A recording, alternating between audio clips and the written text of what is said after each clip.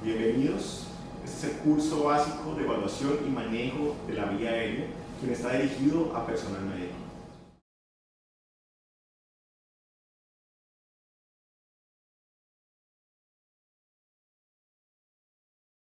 Cuando vamos a realizar un abordaje de la vía aérea, debemos realizar una evaluación integral de los factores o predictores que nos permitan establecer si la vía aérea es fácil o difícil, ya sea de ventilar y o de intubar, y así establecer un plan de manejo ideal para hacer ese abordaje integral de la vía aérea.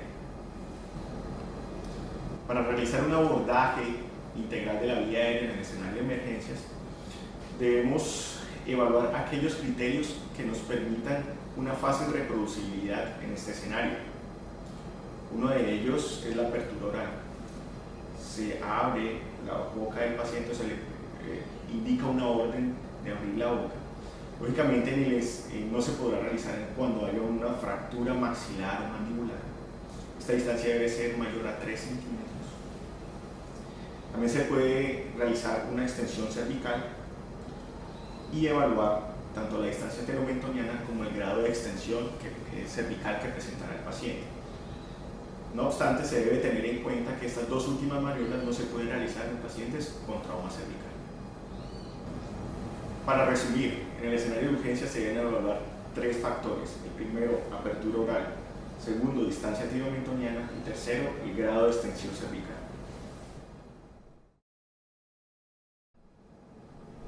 ¿Qué es vía aérea difícil? Es la dificultad o la inhabilidad para lograr una ventilación satisfactoria con el paciente, ya sea con una máscara facial o con un dispositivo supraglótico, o simplemente la dificultad para lograr una intubación endotraqueal. ¿Qué es una ventilación difícil?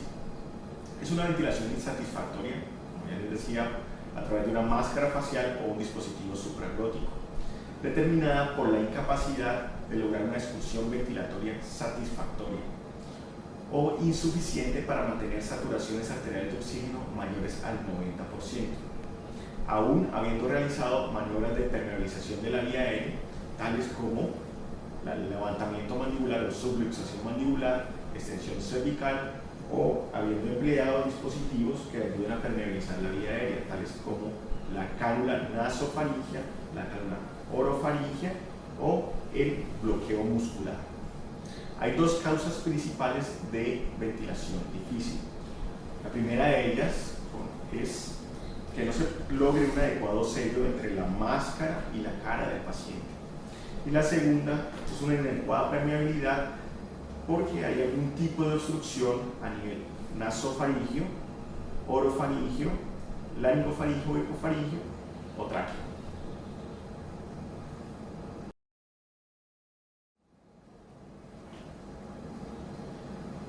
Dentro de la evaluación de la ventilación difícil debemos tener en cuenta cuáles son los factores predictores asociados a ella.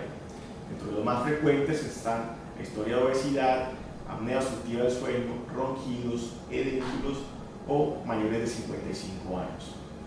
No obstante, en términos generales, un paciente puede ser difícil de ventilar si presenta alteraciones estructurales, sean anatómicas o funcionales, de la vía aérea, tales como laringoespasmo, sangrado, trauma en la vía aérea o neoplasias.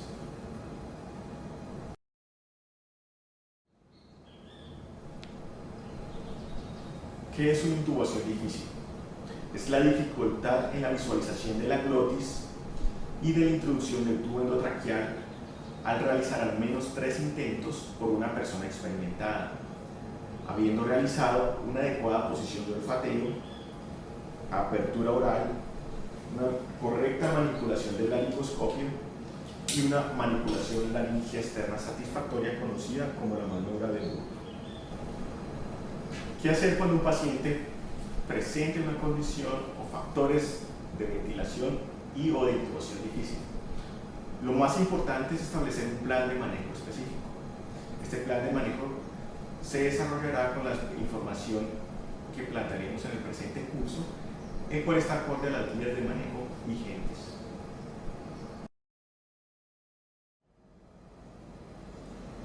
Nuestro capítulo de ventilación y de preoxigenación.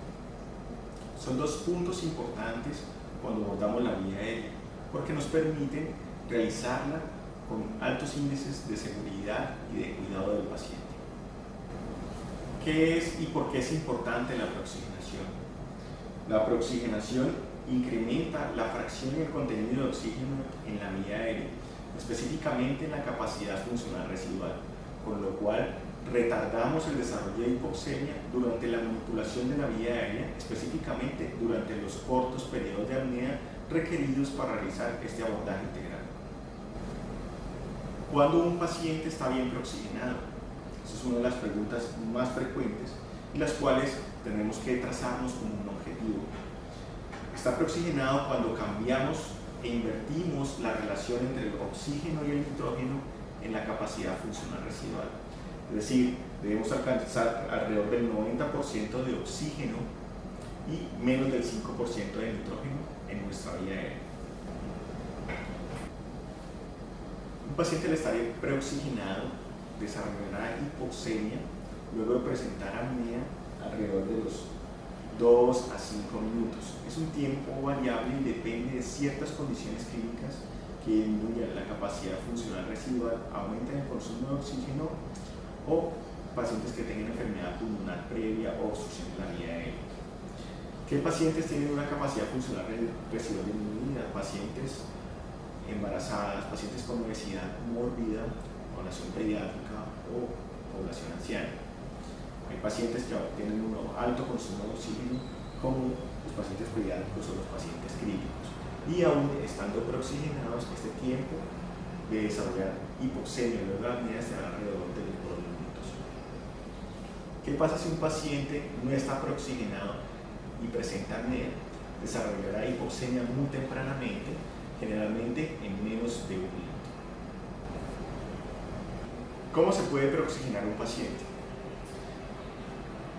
Describiremos 2 técnicas para preoxigenar un paciente, la cual depende de la ventilación espontánea del mismo. La primera de ellas es la técnica de la respiración con volúmenes corrientes, en la cual se emplea una máscara facial con buen sello sobre la cara del paciente y el paciente debe respirar espontáneamente. Se le administra durante 3 a 5 minutos fracciones inspiradas de oxígeno cercanas al 1, es decir, concentraciones cercanas al 100%, con flujos de oxígeno entre 5 a 10 litros por minuto. Generalmente se prefieren flujos mayores de 5 litros en aquellos pacientes que tengan una condición crítica o una condición de fuga entre la máscara y la cara del paciente, o se prefieren flujos de alrededor de 10 litros por minuto si empleamos un sistema de ventilación bolsa máscara.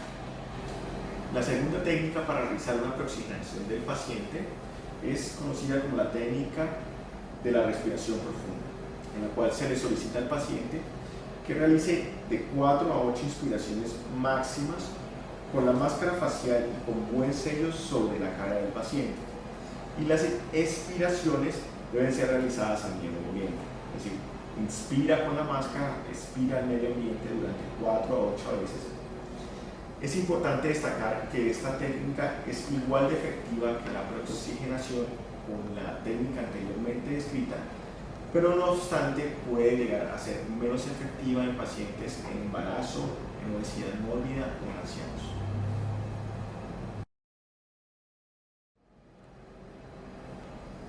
¿Qué dispositivos puedo emplear para realizar una ventilación del paciente? Puedo emplear la máscara facial, dispositivos supraglóticos o dispositivos infraglóticos con el tubo traqueal. La ventilación con máscara facial puede ser realizada de manera asistida o controlada. De manera asistida quiere decir que debe ser sincronizada con el esfuerzo inspiratorio del paciente. Y la persona que realiza la ventilación asistida lo que hace es ayudar a completar un volumen o una presión inspirada. De otra manera, también existe la ventilación controlada, en la cual el paciente no presenta un esfuerzo inspiratorio. La persona que realiza la ventilación con presión positiva controla totalmente tanto el volumen, la frecuencia y la presión en la vía aérea. ¿Qué tipo de máscaras faciales están disponibles? Hay diversa variedad de máscaras faciales, dependen del proveedor y existen varias formas, varios tamaños, varios materiales, incluso hay variedades en el tipo de sello y en el grado de transparencia. Una de las preguntas frecuentemente encontradas durante la manipulación de la vía aérea en pacientes con inducción de secuencia rápida por una condición de estómago lleno es si el paciente debe ser ventilado luego de que entra en la apnea del paciente. Si está proximinado, no se debe realizar una ventilación, puesto que aumenta la probabilidad de regurgitación drástica, secundario a la posibilidad de insuflar aire en el estómago, de distenderlo y causar regurgitación y, por consiguiente, broncoaspiración del paciente. No obstante, se deberá ventilar al paciente si durante la manipulación de la vía aérea, aún estando proximinado, desarrolla hipoxemia, para luego recuperar al paciente, mejorar la oxigenación y continuar con nuestro proceso de abordaje de la misma. ¿Qué técnicas existen para ventilar a un paciente? Existe la ventilación a una y a dos manos. ¿Y de qué depende y cómo escoger cada técnica? Depende de la facilidad de la vía aérea, depende de cuántas personas están involucradas en el manejo de la misma. Técnica de ventilación a una mano. Generalmente se emplea la mano izquierda para manipular la máscara facial. El dedo índice y el pulgar forman una C sobre el orificio. La palma se ubica sobre la máscara facial. Los tres dedos restantes en forma de E se ubican sobre la rama mandibular. En conjunto, la mano izquierda realiza la extensión cervical y los tres dedos en forma de E facilitan la subluxación mandibular.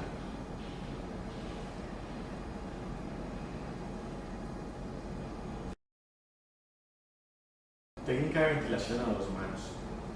Se prefiere cuando la ventilación es difícil y requiere de una persona encargada de la manipulación de la máscara y de la segunda persona encargada de la ventilación presión positiva. Existen dos formas de realizar esta técnica. La primera de ellas consiste en colocar los dedos índice y pulgar de ambas manos formando una C al lado y lado del orificio y el resto de los dedos formando una E al lado y lado de las ramas mandibulares, al tiempo que se extiende la región cervical y se realiza la subluxación mandibular. La segunda maniobra consiste en solamente ubicar los dos pulgares por encima de la máscara y el resto de los dedos causan una subluxación mandibular y al mismo tiempo que realizan la extensión cervical. Una de las preguntas que debemos evaluarnos durante la ventilación de un paciente es si la ventilación es efectiva o no. La efectividad de la ventilación debe ser evaluada con cuidadosa atención, especialmente teniendo en cuenta la frecuencia de la ventilación, el grado de expulsión ventilatoria o expulsión torácica que tenga el paciente, la presencia y calidad de los sonidos ventilatorios, la oximetría y la camografía. La camografía es el mejor método para evaluar la calidad de la ventilación. No obstante, se debe tener en cuenta las limitaciones que posee este método cuando estemos en paro cardiorrespiratorio. Además, se debe tener en cuenta la calidad del sello de la máscara facial sobre la cara del paciente. ¿Qué hacer si la ventilación no es efectiva? Primero es pedir ayuda. De igual manera, durante ese momento mejoramos la posición del paciente. Realizamos una adecuada extensión cervical, una adecuada luxación mandibular.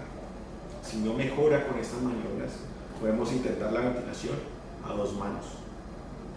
Si aún así no mejora, podemos intentar permeabilizar la vía aérea con una cánula nasofaringea o una cánula orofaringea. Si aún así persiste con problemas en la ventilación, podemos intentar una máscara laringea.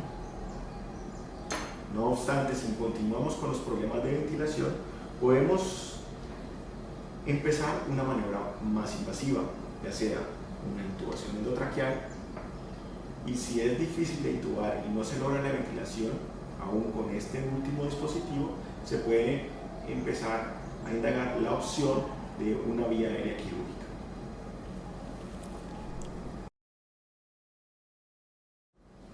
A continuación detallaremos las técnicas y estrategias para realizar una permeabilización de la vía aérea en los pacientes.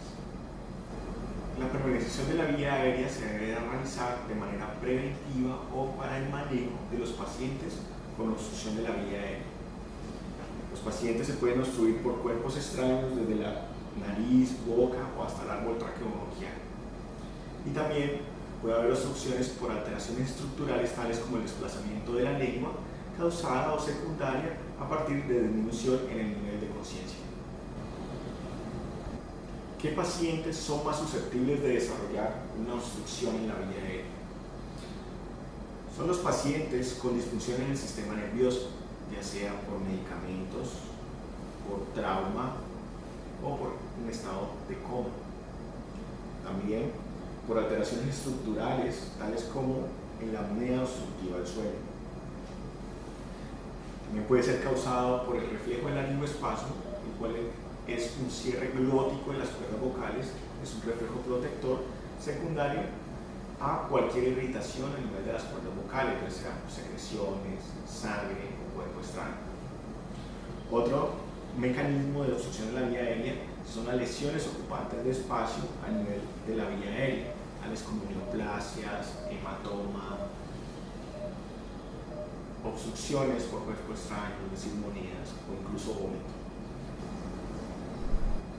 ¿Cómo reconocer una obstrucción de la vía aérea? Inicialmente podemos encontrar una obstrucción parcial, como también podemos encontrar una obstrucción completa de la vía aérea. En caso de obstrucciones parciales, tendremos sonidos intensos, tanto inspiratorios o expiratorios. Podemos tener quejido, podemos tener ronquidos o alteraciones en los sonidos ventilatorios, o incluso evaluaciones de expulsión torácica en la cual ésta sea incompleta o insatisfactoria. En caso de que la obstrucción de la vía aérea sea completa, no habrá intercambio ventilatorio, no encontraremos una expulsión torácica, pero sí detallaremos el uso de músculos accesorios y la presencia de retracciones subcostales, intercostales o incluso epigástricas. ¿Qué estrategias se emplean para permeabilizar la vía aérea? Dependen de la situación clínica de cada paciente. Generalmente se realizan desde manera preventiva. ¿Qué maniobras podemos listar?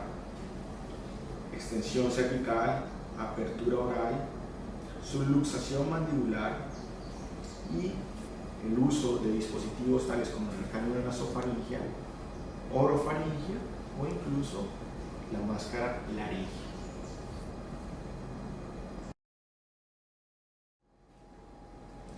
La extensión cervical es una maniobra fácil y reproducible, en la cual se extiende la región cervical colocando una mano en la frente y la otra mano hace la extensión cervical ubicando los dedos a nivel del maxilar inferior. Esta maniobra permite la extensión del ligamento ioepiglótico y la apertura de la epiglotis sobre la glotis. Además, se puede optimizar con la posición de olfateo, es decir, realizando una ligera elevación del occipucio sobre los hombros, alrededor de 1 a 4 pulgadas, con la cual se facilita la alineación de los ejes oral, faríngeo y laríngeo. Esta maniobra lo que permite es realizar una flexión cérvico-torácica y una extensión atlanto-occipital. La indicación de la maniobra de extensión cervical es el manejo preventivo o activo de la obstrucción en la vía aérea, pero también está contraindicado y se debe tener muy en cuenta en aquellos casos de trauma cervical, inestabilidad atlanto-occipital o síndrome de arteria basilar. ¿Qué complicaciones puede traer o desarrollarse dolor radicular a nivel cervical?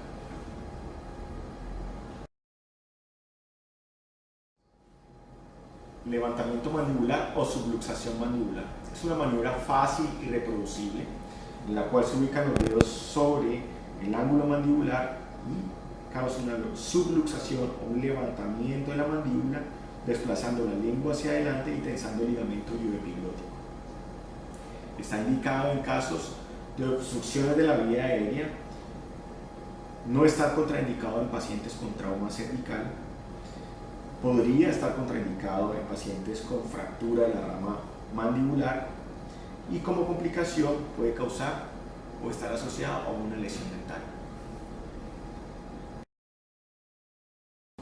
La triple maniobra consiste en, además de realizar la extensión cervical, la luxación mandibular, se le adiciona el abrir la boca, lo cual facilita y despeja la vía aérea.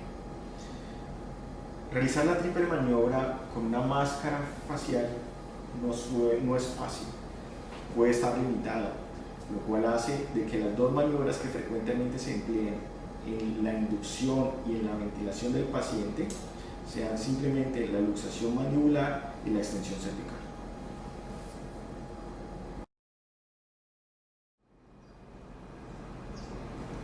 ¿Qué hacer cuando continúa la obstrucción de la vía aérea a pesar de las maniobras anteriormente mencionadas? Podemos emplear dos dispositivos, la cánula orofaringea y la cánula nasofaringea. Su función es desplazar la lengua y facilitar el intercambio gaseoso y la ventilación del paciente. La cánula orofaringea es una de las más frecuentemente empleadas. Se calcula su tamaño desde el lóbulo de la oreja hasta la comisura de la boca. Se introduce con su lado cóncavo hacia el paladar blando. Luego se gira 180 grados y se inserta.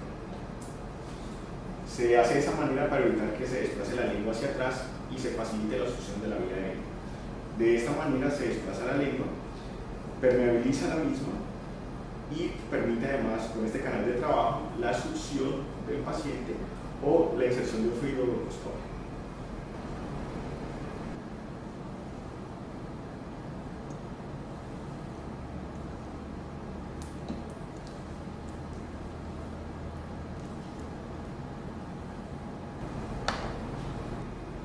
La cánula nasofaringea es un dispositivo adicional que permite la permeabilización de la vía aérea.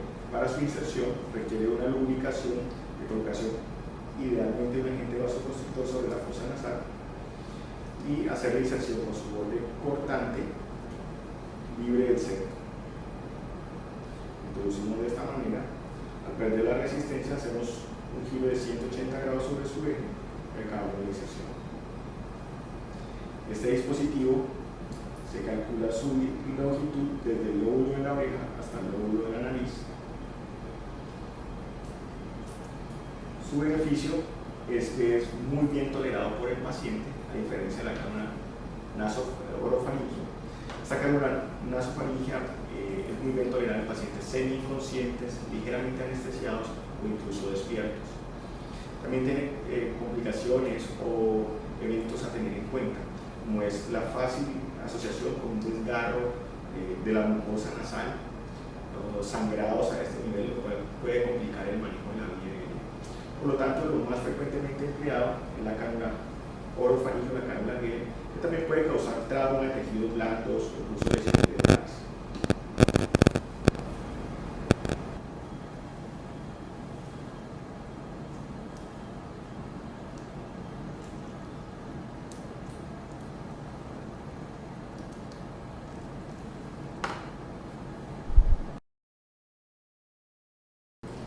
¿Qué es la máscara anémica? Es un dispositivo supraglótico frecuentemente empleado en escenarios de urgencias, cuidado crítico y en procedimientos anestésicos.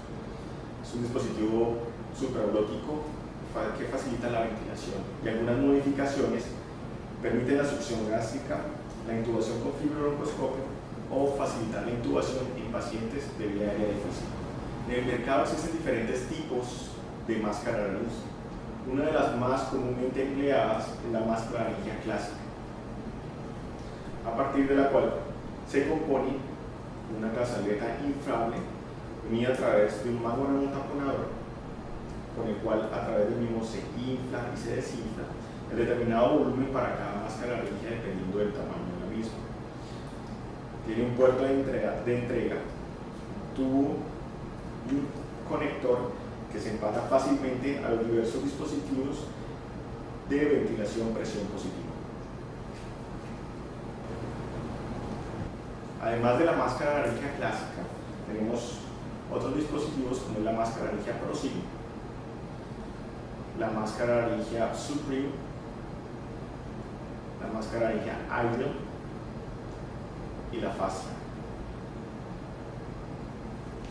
La máscara de laringe ProSeal tiene, además del tubo de ventilación, un canal de trabajo para la succión gástrica, ya que este tubo conector se ubica con su punta a nivel del esófago, y a través de él se puede ingresar sondas de succión para succionar el estómago. A diferencia de la máscara de laringe clásica, su tubo principal es anillado, lo cual impide que cuando se doble el tubo haya obstrucciones de su lumen. Además, permite, debido a su configuración y a sus materiales, presiones de la vía aérea más elevadas, de alrededor de 25 centímetros de agua de presión, a diferencia de la máscara de laringe clásica, que permite solamente hasta 20 centímetros de agua de presión en la vía aérea, presiones después de las cuales se desarrolla fuga en la ventilación mecánica. La máscara de laringe Fast Track es una modificación de la máscara de laringe clásica, la cual, además de la ventilación, permite la intubación. Y es uno de los dispositivos frecuentemente empleados en los casos de intubación difícil, debido a la curvatura de su estructura organizacional, el cual permite la introducción de un tubo endotraqueal a través del lumen de ventilación. La máscara de laringe Supreme es una modificación de la máscara de laringe ProSeal, la cual también tiene un canal de trabajo y permite presiones de vía aérea de alrededor también de 25 centímetros de agua. La diferencia con la máscara de laringe ProSeal es que esta no es reutilizable y es desechable. La máscara de laringe Ideal es un dispositivo desechable que no tiene una cazoleta autoinflable, sino que está compuesta por un gel, la cual, al ser ubicada a nivel de la faringe y laringe, se acomoda y hace un sello estructural con el calor corporal del paciente. La máscara laringe se puede introducir de dos maneras. Una de ellas es solamente con una técnica manual, sin ayuda de ningún dispositivo metálico. ¿Qué máscaras laringeas solamente pueden ser insertadas de manera manual sin ayuda de dispositivos? La máscara laringe clásica y la ProSeal y la Ideal. Podemos introducirla con nuestro dedo índice ubicado en esta posición, y nuestro primer dedo facilitará para que repose los tubos conectores sobre el mismo. Luego, con esta punta orientada hacia el esófago y con la cabeza de la cazoleta hacia adelante, abrimos la boca y hacemos la fuerza del dedo índice hacia el paladar blando. En este momento nos hallamos como nuestra mano izquierda y ubicamos la máscara laringe.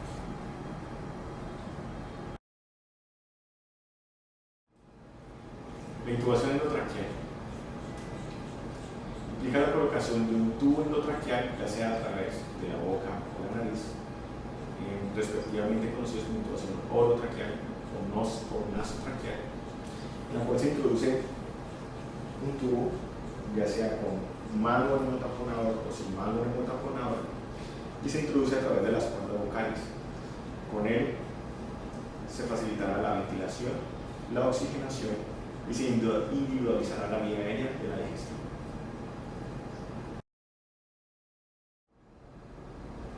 ¿De qué se compone un tubo endotraqueal?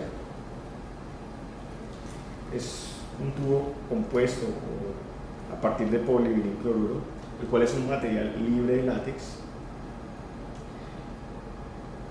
Se compone también de un mango hemotaponador o CAF, el cual está unido a un piloto por el cual se desinfla o se desinfla el mango. Hay también tubos endotraqueales para la población pediátrica sin mango neumotaponador. Tiene una línea radiopaca fácilmente identificable en la radiografía de tórax. Está numerado para facilitar la fijación del tubo endotraqueal y guiar la profundidad del mismo. Y tiene una serie de conexiones estándar, que son unas conexiones 3/8, las cuales son mundialmente y universalmente conocidas con su facilidad para conectarse a dispositivos de ventilación presión positiva.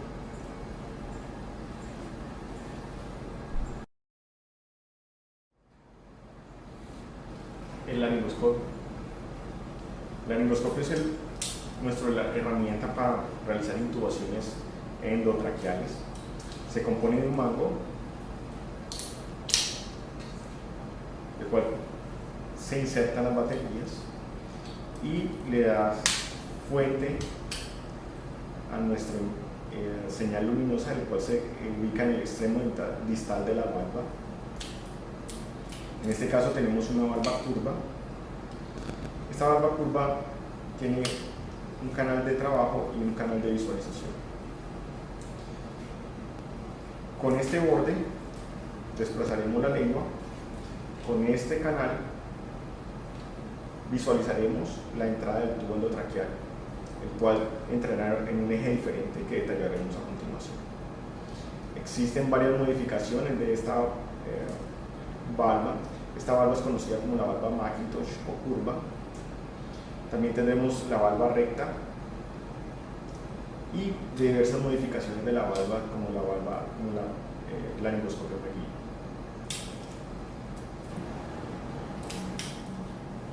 La manipulación del laringoscopio se debe realizar con la mano izquierda. La valva se introduce por el lado derecho de la comisura bucal, desplazando la lengua de derecha a izquierda y ubicando la punta de la valva del laringoscopio en el sitio correcto. En este caso, una valva curva se ubicaría la punta a nivel de la vallécula.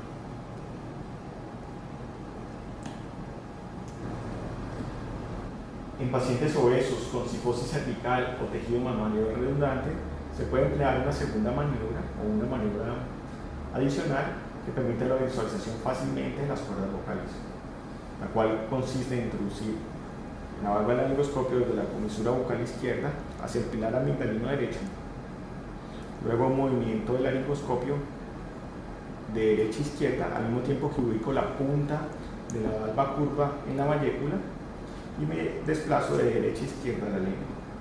De esta manera fácilmente se permite la visualización de la glotis en este tipo de pacientes.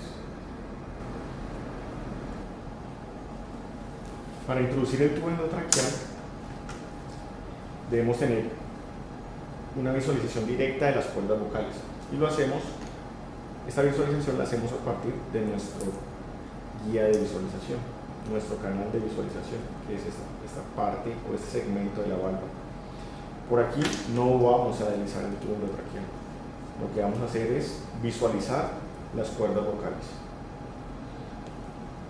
Ya habiendo visualizado las cuerdas vocales, hacemos la inserción del tubo endotraqueal manipulando desde su extremo proximal y lo introducimos por el lado derecho de la comisura. De esa manera, a nivel de las cuerdas vocales, se encuentra nuestro eje de visión con el eje de entrada del tubo endotraqueal, permitiendo la visualización correcta a nivel de las cuerdas vocales del paso del tubo endotraqueal y ubicar el mango neumotaponador justo por debajo de las cuerdas vocales. Este es el mejor método para identificar que el paciente se encuentra intubado y con el tubo neumotaponador en el sitio adecuado.